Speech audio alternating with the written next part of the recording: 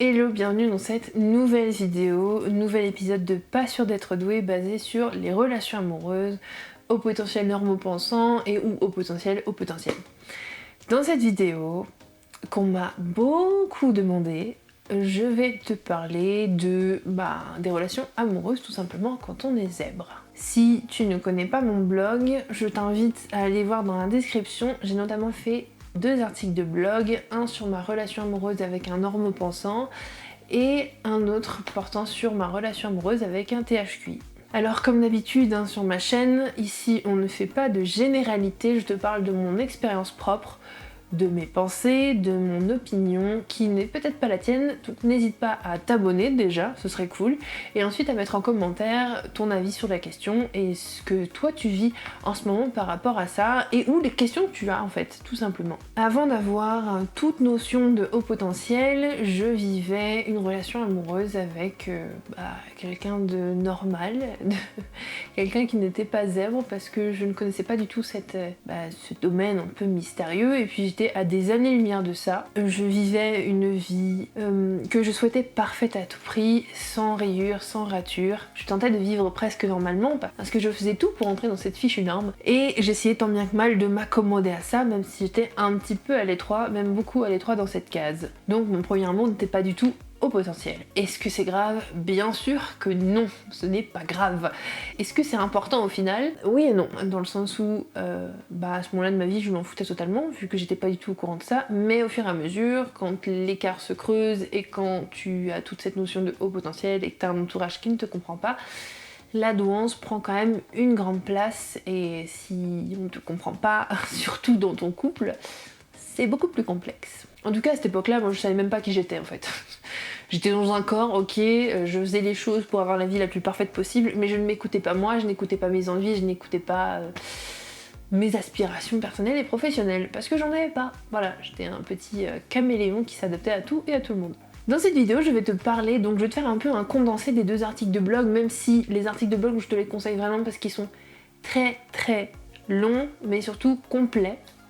Et je vais prendre un point de vue un peu différent de ce que j'ai abordé dans les articles de blog, forcément je vais pas faire de redites. Donc je vais te parler des 2 relations amoureuses que j'ai vécues, l'une avec un normopensant qui a été mon premier amour, et l'autre avec un THQI qui est aujourd'hui mon fiancé. Et je vais quand même tenter de répondre à quelques questions dans tous les propos que je vais tenir au long de cette vidéo. Alors déjà, pour être clair, soyons clairs dès le départ, je n'ai aucun a priori sur les relations amoureuses au potentiel ou aux relations au potentiel normopensant, parce que j'ai vécu les 2 et tout est possible en fait, tout simplement. Voilà, si tu te poses la question de est-ce que un haut potentiel doit sortir avec un autre haut potentiel, pas forcément, ça dépend de ce que tu recherches en fait, tout simplement. Un haut potentiel peut très bien vivre une relation amoureuse épanouissante avec un normopensant, tout peut très bien se passer.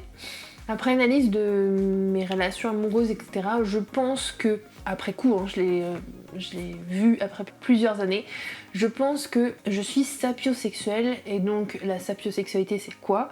C'est le fait d'être attiré par quelqu'un pour son intelligence et pas pour des critères physiques, etc., etc. Voilà, c'est être attiré par l'intelligence et le savoir. Et je pense que c'est un peu le fil conducteur de cette vidéo en fait.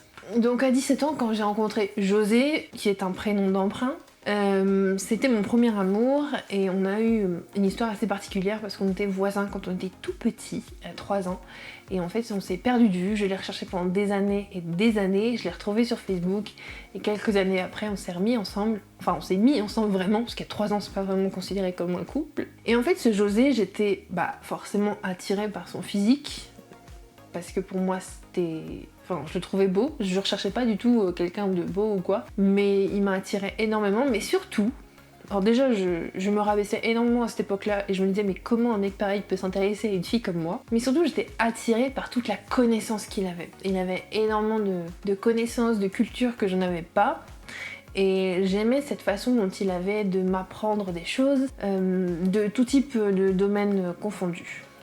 On avait une passion en commun qui était la musique. Moi depuis toute petite, la musique c'est mon truc. Par là que je fais passer mes émotions, j'adore apprendre à jouer d'un instrument, c'est mon truc. Et lui aussi c'était son truc, et on passait des soirées où lui me jouait des morceaux de guitare par visio, et il m'apprenait des choses sur la guitare, etc., etc. Et en fait c'était énormément de savoir, énormément de connaissances qui me partageait. Et j'aimais avoir quelqu'un qui connaissait énormément de choses et qui n'était pas inculte en fait, tout simplement. Moi je l'étais énormément, hein. Quand je vois ce que je suis maintenant et ce que j'ai un peu comme culture maintenant, déjà j'ai vu tous les Star Wars, tous les Seigneurs des Anneaux, etc. Je crois que c'est la condition sine qua non pour que je me marie avec mon fiancé, sinon ça va pas le faire. Mais bref, enfin en dehors de ça, j'avais aucune connaissance en fait. Moi je vivais dans un cocon un peu fermé à tout ça. C'était aussi une personne qui m'apprenait énormément, qui connaissait tout un tas de choses diverses sur la vie. Il était très intéressé par la nature parce qu'il était paysagiste, donc il m'a appris beaucoup de choses, même s'il me prenait quand même un peu pour une débile sur des questions que je posais parce que moi c'était pas du tout mon domaine. Mais en tout cas, voilà, j'ai appris beaucoup de choses avec lui. Avec lui, j'ai non seulement gagné de beaux moments, de beaux souvenirs, mais aussi de belles années riches en émotions, mais aussi beaucoup de confiance en moi et aussi beaucoup d'indépendance. Donc voilà, j'étais dans un cocon familial qui était très fermé. Je suis issue d'une famille où on est très stressé de la vie et de tout ce qui nous entoure. J'ai grandi en ville, ou en tout cas en périphérie de ville. Voilà, j'avais pas le droit de sortir quand j'étais ado. J'avais que internet en fait qui était ma fenêtre à travers le monde. Donc il y a plein de choses où je m'instruisais énormément et j'écoutais énormément de musique parce que c'était mon truc. Mais il y a plein de choses que je connaissais pas sur la vie et par exemple je ne savais pas prendre un train. Voilà. Totalement bête, mais vu que lui habitait à la campagne, au bout d'un moment en fait t'es obligé de te rendre par un moyen ou par un autre. J'ai énormément gagné en fait par rapport à tout ça. C'est un peu si... En fait grâce à lui je me suis ouvert au monde et j'ai appris à apprivoiser le monde, le vrai, celui qui m'entoure, avec ses qualités et ses défauts. Après voilà, comme je l'expliquais dans l'article de blog et dans certaines de mes vidéos, au bout d'un moment, au bout de 5 ans et demi de relation, on s'est séparés. Il y a eu beaucoup de choses qui ont impacté cette relation. Il y a eu... avant tout, en fait, c'était que nos projets de vie ne correspondaient plus. On avait grandi ensemble, mais de manière différente. Moi, j'avais beaucoup d'ambition. Je voulais d'abord m'épanouir professionnellement et savoir vraiment qui j'étais. Et lui était plutôt dans l'optique de construire une famille et de se marier, etc. Alors que moi, c'était pas du tout mon truc. Et on avait deux visions totalement différentes. Et on était deux êtres totalement différents qui n'avaient aucun lien en fait, plus aucun lien, à part l'amour qui nous liait, mais ça ne fait pas tout. Il y a aussi le fait que je me sentais stagnée dans ma vie, j'avais besoin de renouveau, j'avais besoin de partir, j'avais besoin de voir plein de choses, et lui il était pas du tout dans ce truc-là, comme je l'ai dit, on avait des projets de vie différents, et c'est comme si en fait, comme mes expériences professionnelles un peu, j'avais fait le tour de mon couple, et on n'arrivait pas à se renouveler. C'était quelque chose... On a essayé, on a essayé de faire des choses qu'on faisait pas, d'aller dans des endroits qu'on n'allait pas, enfin voilà, de changer un peu, de casser cette routine, mais on n'a jamais su se renouveler. Et ça a marqué la fin de notre couple. J'étais dans une période de ma vie où j'avais toute cette notion de haut potentiel depuis à peu près 6 mois, 1 an, et lui me croyait pas du tout. Moi, j'étais pas du tout stable dans mes entreprises, et comme j'ai expliqué dans ma vidéo sur le haut potentiel au travail, la story time où j'ai fait 4 entreprises en 3 ans, j'étais pas du tout stable dans ma vie, je n'arrivais pas à être stable. Et ça l'agaçait quand même un peu. Voilà, il a pris peur et de tout ça, de tout ce truc de haut potentiel, etc. je pense, et du changement qui en découlait de moi en fait. Et voilà, on s'est quittés comme deux adultes, on a arrêté notre relation amoureuse tout simplement. En tout cas, ce serait te mentir si je te disais que pendant ma période pré-diagnostic, je n'ai pas fait de recherche sur le haut potentiel et sa compatibilité amoureuse. Bien sûr que si, j'ai fait énormément de recherches, j'avais trouvé des vidéos, je crois, sur internet, mais surtout, ce qui m'avait beaucoup aidé, c'était le blog de Mel. Suivez le zèbre, en fait, qui est un peu ma référence là-dessus, qui a toujours été ma référence dans le domaine de la douance. Elle a fait plusieurs articles de blog sur le sujet, et en fait, grâce à elle, je me suis dit, en fait, si la relation au potentiel normopensant, elle est possible, en fait. Et puis même, à cette époque-là, je n'étais pas du tout détectée, donc comment je pouvais attendre des choses de quelqu'un, alors que moi-même, j'étais même pas sûre de qui j'étais.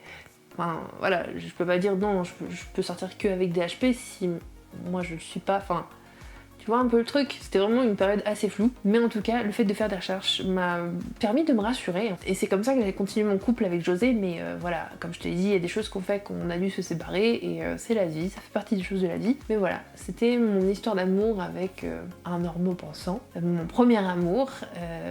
Si tu veux en savoir plus, comme je l'ai dit, j'ai fait un article sur le sujet. Mais je pense que si tu es avec quelqu'un qui n'est pas au potentiel et qui ne comprend pas cette manière d'être, enfin tout ce fonctionnement, c'est pas grave du moment que... Alors si tu lui en parles, il te comprend, mais surtout il t'écoute. C'est ça le plus important en fait. Parfois il y a des choses qui nous échappent qu'on ne peut pas comprendre et c'est ok, mais juste qu'il t'écoute tout simplement. Et parfois il y a des ajustements et parfois en fait il sait que t'es un peu atypique, j'allais dire bizarre, mais il sait que t'es un peu atypique et il ou elle, hein, je dis il parce que voilà, mais il ou elle peut penser que t'es juste atypique et avoir ce diagnostic te permet juste de poser un mot en fait sur ton atypisme. Mais au final, ça changera rien à ton couple. Ça arrive, tout est possible en fait. Il n'y a pas de règle. Maintenant, je vais aborder ma relation amoureuse avec un THQI. C'est un peu bizarre en fait, mais de dire THQI, je sais pas pourquoi, je me fais pas avec ce terme-là. Mais bref, avec un haut potentiel, avec un zèbre, avec un atypique, tu mets le nom que tu veux derrière ça, mais bref, voilà.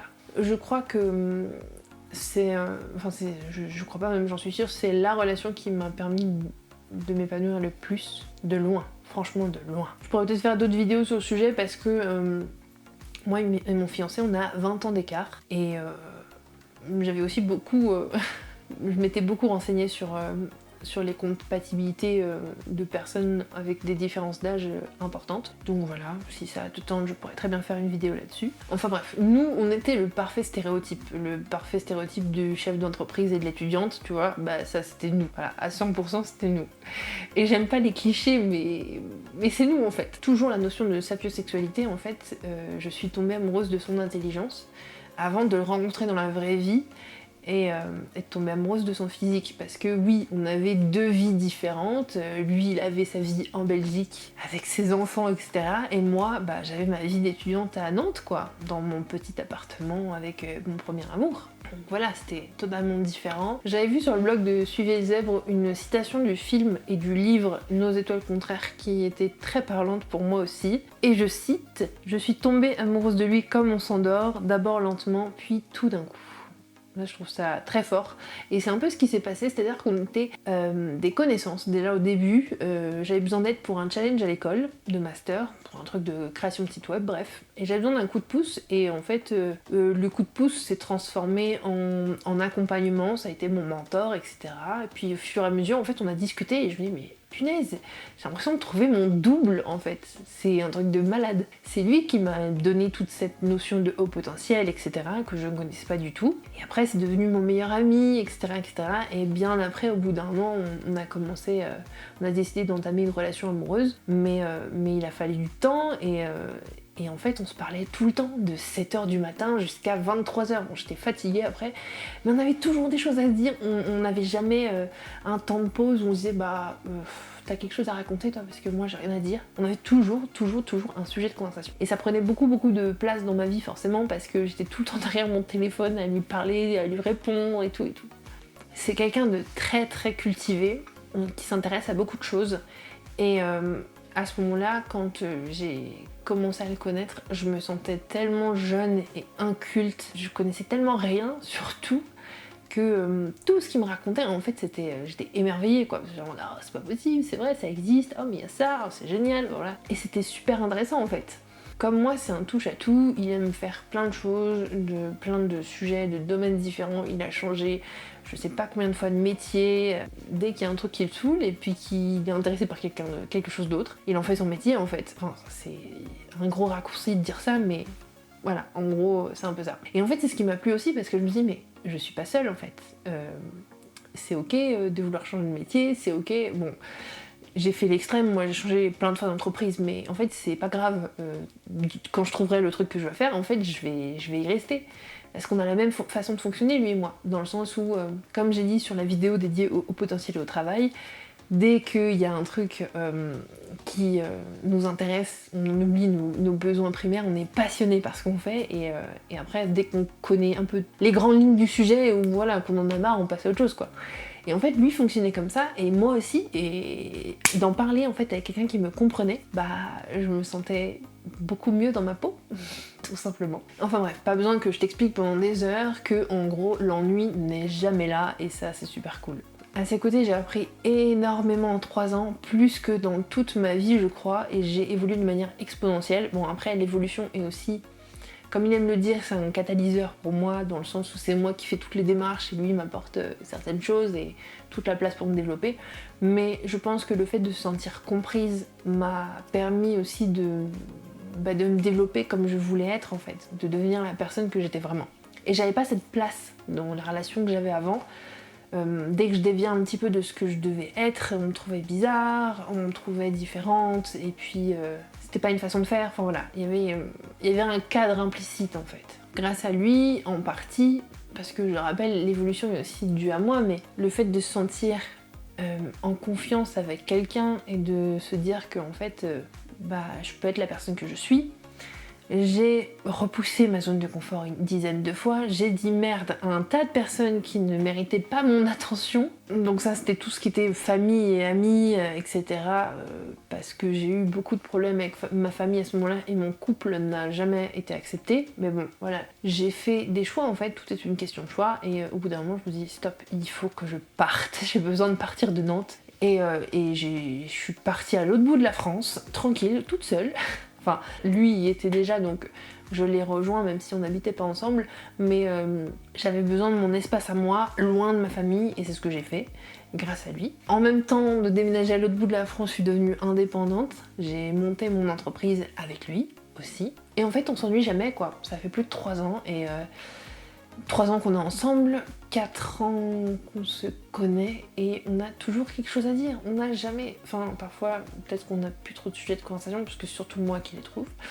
Mais sinon, on s'ennuie jamais. Et pourtant, on travaille ensemble, on vit ensemble, on est H24 avec l'autre. On s'en lasse pas du tout. Et j'ai appris à aimer aussi l'endroit dans lequel je vis parce que c'est sûr que quand tu bosses de chez toi, parfois ça peut être chiant, mais moi pas du tout. Au contraire, j'ai fait énormément de tri en fait dans mes relations amicales, mais bref, ça c'est un autre sujet, et quand t'es expatrié c'est un peu différent, la relation que t'as par rapport aux autres, je pense. Et voilà, je vis un peu en ermite, je vois des amis, mais j'ai très très peu d'amis par contre. Et voilà quoi, tout se passe bien. L'avantage, c'est que de par la différence d'âge qu'on a, on apprend énormément l'un de l'autre, et en plus il y a un THPI des deux côtés, donc c'est la première fois en fait que je ressentais cette connexion avec quelqu'un, le fait de se sentir comprise, de se sentir bien et de se sentir à sa place surtout, et de voir aussi que lui il avait des normes totalement différentes du reste du monde, donc ça c'était cool parce que ça me convenait beaucoup mieux. Même si je suis plus jeune et que j'ai beaucoup moins de culture que lui, on est quand même complémentaires sur beaucoup de choses et il apprend énormément de mon fonctionnement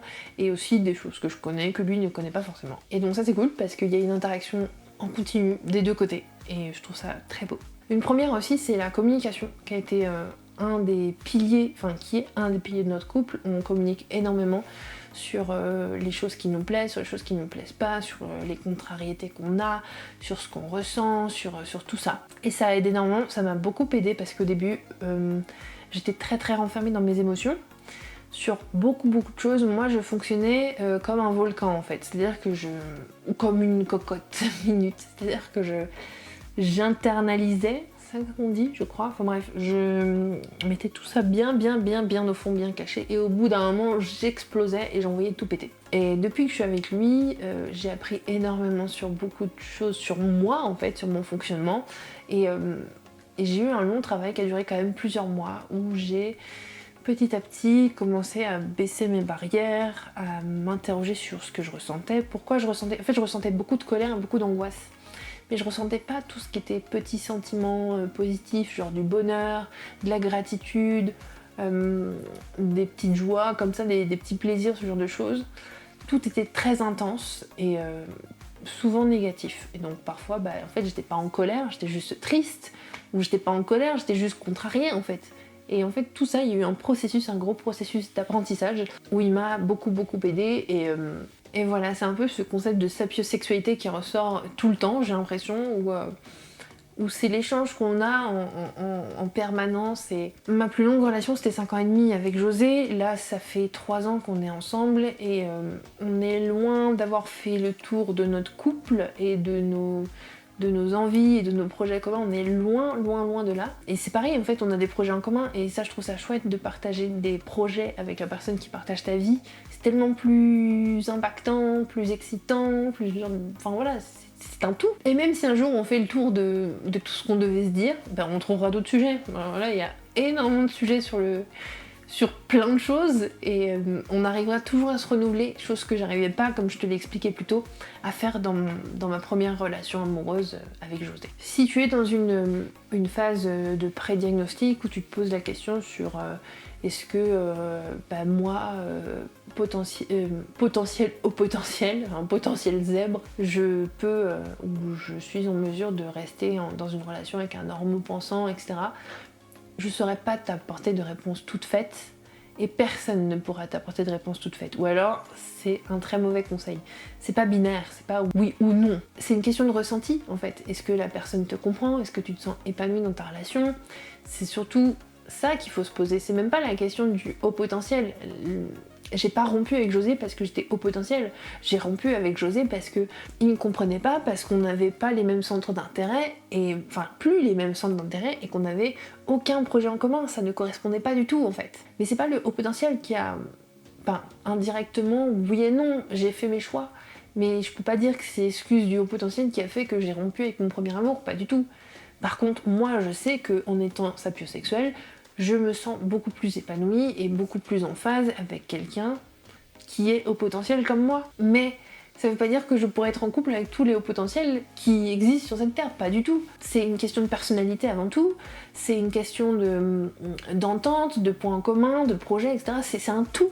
Tu peux très bien entamer une relation amoureuse avec quelqu'un qui n'est pas zèbre, mais qui a beaucoup de culture, qui aime apprendre beaucoup de choses et qui est intéressé, qui est hyper curieux. Ça c'est possible. Et je pense que moi, ce serait possible aussi que je puisse entamer une relation amoureuse avec quelqu'un qui n'est pas au potentiel. Mais par contre, avec quelqu'un qui, comme José, quand je l'ai rencontré, avait beaucoup de connaissances et beaucoup de savoir et beaucoup d'appétence à apprendre des choses, en fait. Maintenant, entre mes 17 ans et là maintenant mes 25 ans et demi, pas encore 26, on va pas pousser le mémé dans les orties. Je sais que mes standards et mes critères de relation ont quand même évolué depuis et que, en ayant connu mon fiancé actuel, si un jour pour X ou Y raison, je refaisais ma vie avec quelqu'un d'autre, mes critères auraient totalement changé par rapport au stade où avant je le rencontre ou même au stade où